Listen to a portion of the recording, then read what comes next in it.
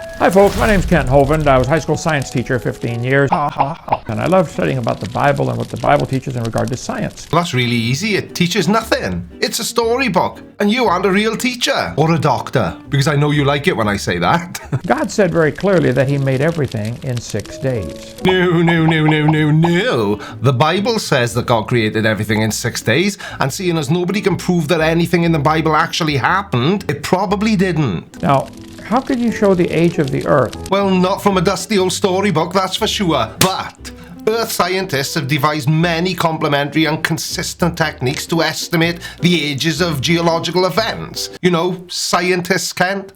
One of those things that you like to pretend to be because you think it makes you look smart. Anyway, annually deposited layers of sediments or ice document hundreds of thousands of years of continuous Earth history. Gradual rates of mountain building, erosion of mountains, and the motion of tectonic plates show hundreds of millions of years of change. Radiometric dating, which relies on the predictable decay of radioactive isotopes of carbon, uranium, potassium, and other elements, provide accurate age estimates for events back to the formation of Earth, more than 4.5 billion years ago. I think the very best evidence of what some people call a young Earth is God said he did it in 6 days and nothing died until Adam sinned. So your best evidence for the age of the Earth is that God said, and you wonder why so many people struggle to believe anything you say. And Jesus said that was the beginning of the creation.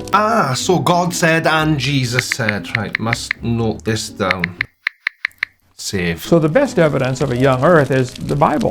The Bible, certainly the dates in Genesis 5 and Genesis 11, clearly add up to about 6,000 years for the total age of the Earth, 4,000 BC. That's never been refuted. Saying that the Bible has never been refuted is like saying that the sky has never been blue. It's completely ridiculous. There are so many evidences showing the true age of the Earth. I don't think I even know a number big enough to say. Some people don't want to believe that.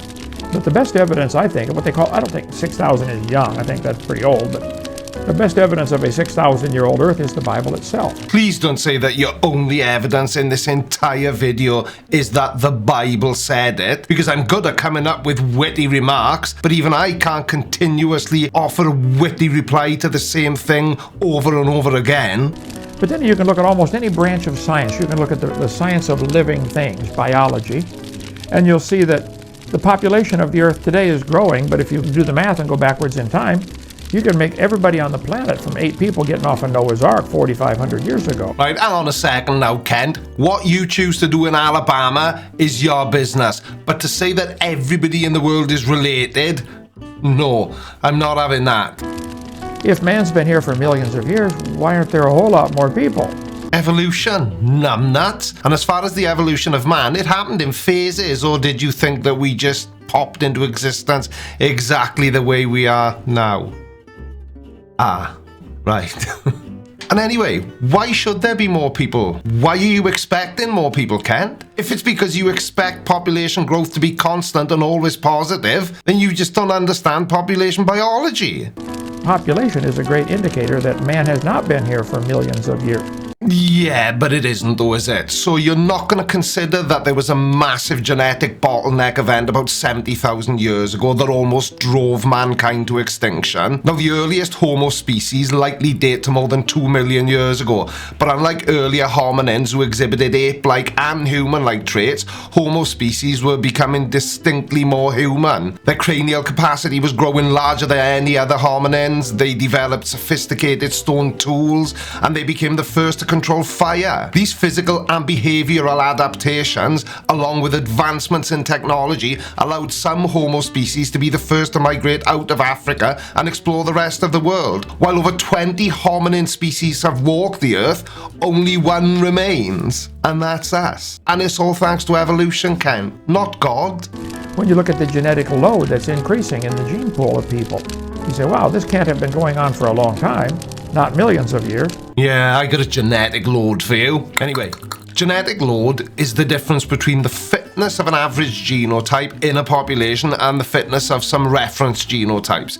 The average individual from a population with a low genetic load will generally, when grown in the same conditions, have more surviving offspring than the average individual from a population with a high genetic load. And genetic load can also be seen as reduced fitness at the population level compared to what the population would have if all the individuals had the reference high fitness genotype. And a high genetic load may put a population in danger of extinction. So again, this is only relevant if you think the population growth is always constant.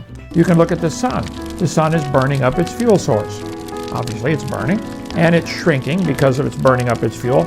And it is not only shrinking, it is throwing off 5 million tons a second. It's losing weight. Well, if your sun's been losing weight for billions of years, if you get back in time in your imagination, the sun would be much heavier, making gravity stronger, sucking all the planets in.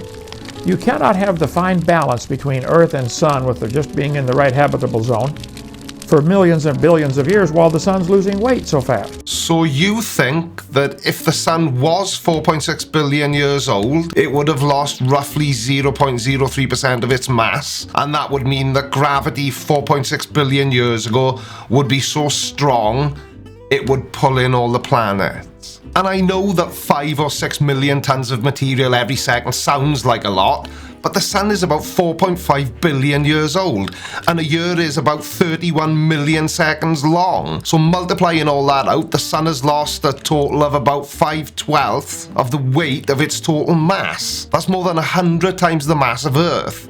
But like I said, the sun's big. That's still a tiny fraction of its total mass over its lifetime. It's only lost about 0.03 to 0.05% of its mass. That's not that much. Well, you look at the moon. The moon's going around the Earth, but the moon's getting further away from the Earth. Okay? Well, that means it used to be closer. If you bring the moon back in closer, you get higher tides. And at some point, you get too close and they snap together like two magnets. Right now, the moon is moving away from Earth at a rate of about 4 centimeters per year. At a basic level, the moon's gravity exerts a drag on the Earth that slows its rotation, and the Earth's gravity exerts a pull on the moon that expands its orbit. The 4 centimeter per year motion is only the current rate of movement, Kent. It hasn't always been the same. The strength of the tidal effect varies greatly depending on the configuration of the continents and the oceans, and even on the Earth's internal structure. And for a more reliable prediction, scientists look at the inferred average rate of change in the moon's orbit over the past 4 billion years. Now, projecting forward, there will come a day about 50 billion years from now when the moon's orbit reaches its maximum size. And at that point, one lunar orbit, or 1 month, will take 47 days. Earth's rotation will also be 47 days, meaning that one side of the Earth will face the moon at all times, just as one side of the moon currently faces the Earth at all times. With the whole system synchronized, the Earth and the moon will no longer have any tidal effects on each other, and the moon will stop moving away. Now, I'm not exactly sure how you think that shows Earth is 6,000 years old, but I would guess that you think it's always been the same, which it hasn't. You can look at the stars in space, you can look at the living things on Earth, and look at the Earth itself. The Earth is spinning, but it slows down. I give about 30 different scientific indicators for a young Earth on my seminar part 1 on drdino.com. Well, I'm not going to go into a long, drawn-out explanation as to why Earth is slowing down, because I explained it earlier anyway. It's part of the issue with the moon moving away from us, but we've got plenty of time. 50 billion years. So try not to worry. But to me, the very best evidence that the Earth is 6,000 years old is exactly what God, he's the guy who did it, he said that was the beginning, when he made Adam and Eve. And that statement right there, Kent, is why young Earth creationists will never be right, but everybody else always will be.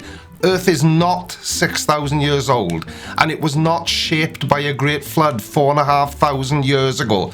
Earth is 4.5 billion years old, regardless of what idiots like you think. Humans and dinosaurs did not coexist. They actually missed each other by millions of years. And when creationist claims like yours are put forward as science in museums or taught as science in schools, which is 100 times worse, your children lose out because their science literacy is diminished. So there we go. Whack that, Ken, because it makes no difference what your reply is. Nothing you can ever do or say will make you right and me wrong. and I can say that with 100% confidence. Thanks for watching, everybody. Love you, bye. Except for you, Kent. You're a bit of a bell end. Alright, watch this next. But before you do, make sure you subscribe by order of the Creaky Blinder.